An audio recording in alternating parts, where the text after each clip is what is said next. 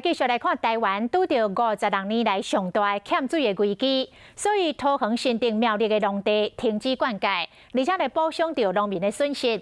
补偿上多是柑橘类，每公顷补助14万，占上大宗的短期的蔬菜，每公顷是补助3万。到位今仔日10月2日开始来申請，一直到10月30为止，无限假日拢会当办理。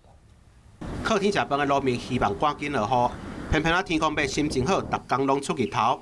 规个梅雨季到风台季，降水拢严重不足。台湾即马拄到56冬来上大的欠水危机。按照用水的顺序，只好先暂停稻仔田的灌溉。桃园新竹苗栗二期稻作停止灌溉，嘛提出补助。另外，嘛按照灌溉区内面的作物的特性，还有影响的程度来补偿。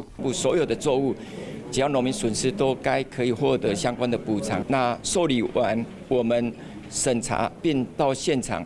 稽核通过以后，我们就会把这样的补偿金额汇到农民的户头。除了稻仔以外，包括大豆、番薯、牧草在内，拢有补助。最高包括木瓜、金蕉、红龙果，还有柑仔类，补助上济每公顷14万。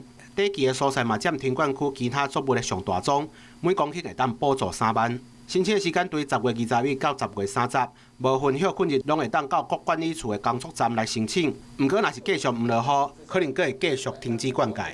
农委会主委张吉中是真烦恼。最晚11月底就宣布明年第1期的水稻，那按照目前的趋势下去的话，少则3万，多则7万公顷的水稻田全部没办法来播种。到时阵影响的就唔那是农民，也佮包括着顶下游的产业链。即马该当拜托天公伯啊，赶紧落雨，来解决全台湾农民的烦恼。